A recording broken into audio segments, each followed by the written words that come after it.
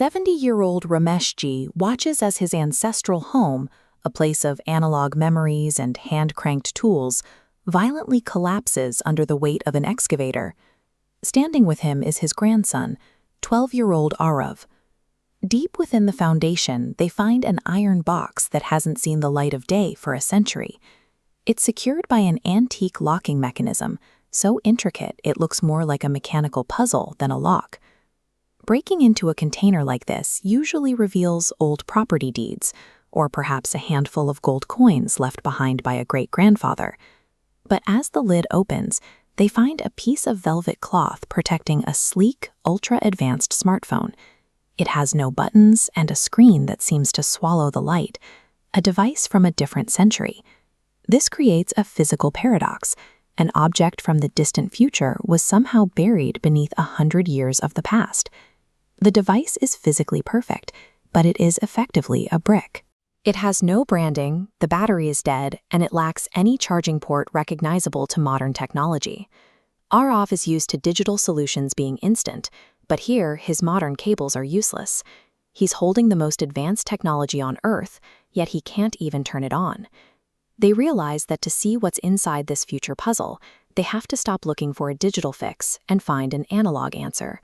Rameshji relies on his years as a tinkerer, a man who spent decades repairing mechanical clocks and old vacuum tube radios. He understands the raw flow of electricity at a fundamental level.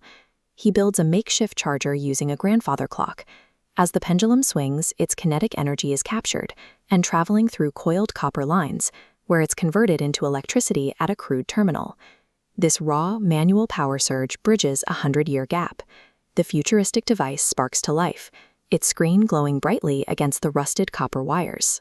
They've bypassed modern infrastructure entirely. The ingenuity of the past has successfully unlocked a window into the future. There are no apps on the screen, just a topographical map interface. At the top, a timestamp shows the year 2126. A single red dot blinks at a location in their own city. A warning appears beneath the map. They have exactly 2 hours to reach that red dot, or everything stops. The threat isn't digital, it's physical. Outside, falling leaves are suddenly stuck in the air, suspended mid-descent. The world around them is beginning to freeze. With the world seizing up, the device is no longer a curiosity. It is the only thing keeping their reality from becoming a permanent, frozen photograph. To reach the destination, Arav uses his gaming experience to navigate the device's shifting, three-dimensional interface, tracking their movement against the blinking red dot. Blocked by frozen debris, the device's calculated paths are useless, returning constant red error symbols. Rameshji provides the missing data. Hand-drawn analog paths sketch themselves over the interface as he directs Arav through forgotten shortcuts that no longer appear on modern maps. They are moving through a graveyard of time, using a combination of digital spatial awareness and analog historical memory to bypass the blockages. Neither generation could do this alone.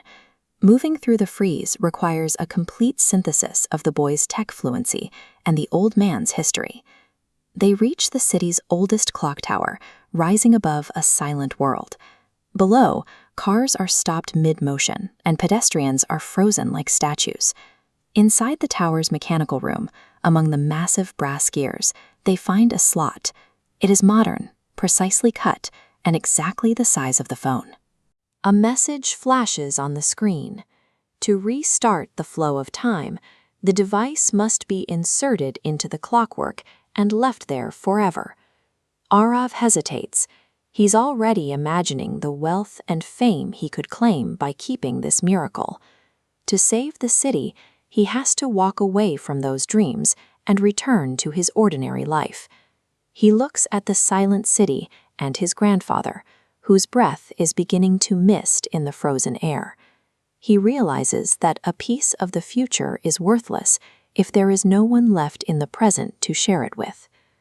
Arav slides the phone into the slot, letting the sleek glass disappear into the ancient iron. The tower groans as heavy brass gears grind to life. The machinery engages with a roar, and the world suddenly begins to move again.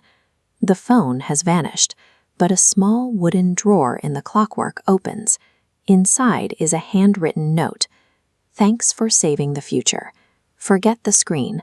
Hold your grandpa's hand and go home." Ara feels the weight of his own ordinary phone in his pocket.